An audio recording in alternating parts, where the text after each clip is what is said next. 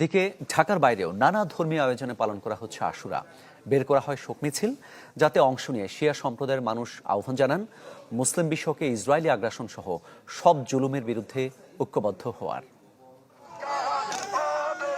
এই শোক মিছিল প্রতীকী হলেও ভেসে ওঠে কারবালার প্রান্তরে ঘটে যাওয়া সেই মর্মান্তিক প্রতিচ্ছবি।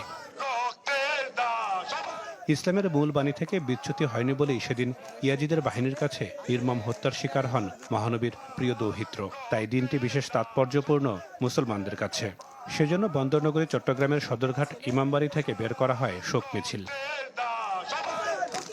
ইয়াজিদের অন্যায় অত্যাচার আর জুলুমের বিরুদ্ধে ইমাম হোসেন ছিলেন সাহসী বীর। সেই বীরত্ব বর্তমান মুসলিম নেতারা দেখাতে পারছেন না বলেও মনে করেন মিছিলে আসা মানুষজন। যে ফিলিস্তিনের প্রতি জুলুম হচ্ছে এবং একটা মুসলমানও এখানে আপনার নিচুকে বসে রয়েছে, আমেরিকা ইসরায়েলের বিরুদ্ধে কোনো কথা বলতেছে না। ইয়াজিদ ছিল একজন ফাসেক, একজন লম্পট। সে ইসলামকে চাইছিল আরো ভিন্ন করার জন্য। তো ইমাম হুসেন সেটা করবতে নিজের জীবন দিয়ে বুঝিয়ে দিলেন যে হক হক, বাতিল বাতিল। কারবালা এখন ইরান, একা কেউ নাই তার সাথে, কিন্তু সে যেহেতু রাহবার আয়াতুল্লাহ খামেনেই সর্বোচ্চ নেতা, তিনি বলি